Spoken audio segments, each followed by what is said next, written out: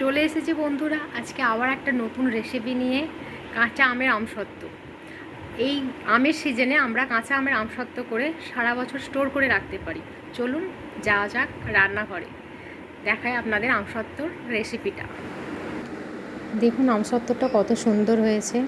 প্রথমে আমি 4টে কাঁচা আম নিয়ে নেব, ভালো করে ধুয়ে নিয়েছি।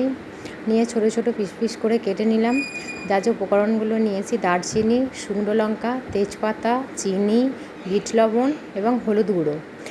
আমগুলো কেটে আমি ভালো করে ধুয়ে নিয়েছি। নিয়ে আমগুলো আমি একটা কড়াইতে সিদ্ধ বসিয়ে দেব, ঢাকা দিয়ে সিদ্ধ করে নেব। অপর দিকে আমি শুকনো কাঠখোলায় শুকনো লঙ্কাগুলো ভেজে নেব। শুকনো লঙ্কাগুলো ভেজে আমি গুঁড়িয়ে নিলাম। অন্যদিকে আমগুলো আমার সিদ্ধ হয়ে গেছে, আমগুলো একটি জারে ছেঁকে নেব। ছেঁকে নেওয়ার পর গ্লাসের পিছনে করে আমগুলোকে একটু চটকে নিয়ে ভালো করে ছাঁকুনির সাহায্যে আমের গ্রেভিটা বার করে নেব। দেখুন আমি আমের গ্রেভিটা খুব ভালোভাবে বার করে নিয়েছি।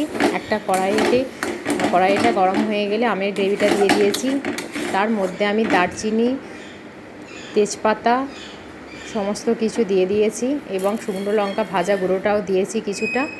দিয়ে চিনি অ্যাড করলাম। অ্যাড করে আমের গ্রেভিটা আমি নাড়তে থাকবো। দেখুন আমের গ্রেভিটা আমার হয়ে গেছে। এরকম টাইট মতো আমের গ্রেভিটা করতে হবে। আমি একটি থালাতে তেল মাখিয়ে নিয়েছি। নিয়ে সমস্ত আমের গ্রেভিটা দিয়ে দেব। দিয়ে একটা স্প্যাচুলার সাহায্যে ভালো করে চাড়িয়ে নিয়েছি। এবার আমি ছাদে এটা শুকনো করতে দিয়ে আসবো। এটা আমার শুকনো করতে 3 দিনের মতো টাইম লেগেছে। এইভাবে ওড়না চাপা দিয়ে আমি ছাদে শুকনো করতে দিয়েছিলাম।